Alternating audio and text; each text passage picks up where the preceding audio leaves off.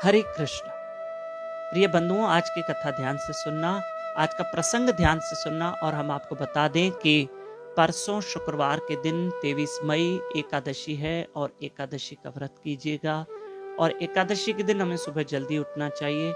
हमारे साथ YouTube channel Damodar Das पे लाइव रहकर जप करें, हरी कथा सुने सुबह 4:30 से 5:30। आइए चलते हैं। एक बुजुर्ग व्यक्ति रोज किसी महात्मा की सत्संग में जाता था, रोज कथा में जाता। उसका जवान बेटा था। उसने कहा, पिताजी रोज आप सत्संग में जाते हो, एक दिन मुझे भी लेके जाओ, मैं भी सुनना चाहता हूँ। आखिर सत्संग में कितनी प्यारी प्यारी बातें होती है, मैं भी तो सुनूं। बोले, बेटा ये तेरी कोई उम्र नहीं है, तुम दुकान में बैठो, तुम शॉप पे बैठो। पिताजी कभी तो बोल लेके चलो, कभी तो लेके चलो। वो रोज बोलता अपने पिता, और पिता टालता रहता।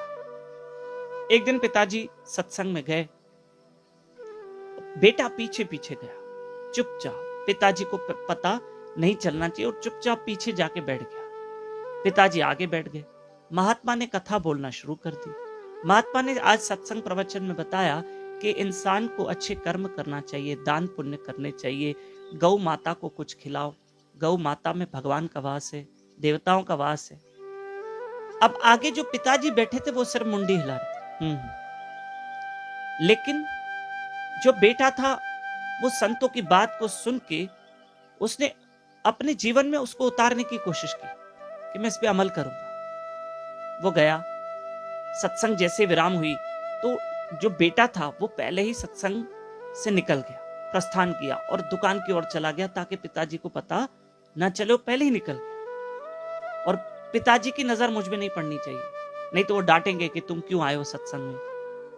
और चुपचाप ये शॉप पे बैठ गया। राशन की दुकान थी, गेहूं चावल और बाजरी के बोरे फटाफट उसने दुकान के बाहर रख दिए, दुकान खोल दी।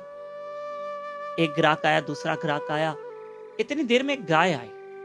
गाय ने क्या किया, जो गेहूं का बोरा था उसका मुंह खुला था, गौ माता ने उसमें मुंह डाला और गाय माता खाने लगी। अब ये जवान लड़का महात्मा की सत्संग सुनकर आया था कि कुछ गौ माता की सेवा करनी चाहिए, कुछ किसी का भला करना चाहिए, अच्छे कर्म करने चाहिए।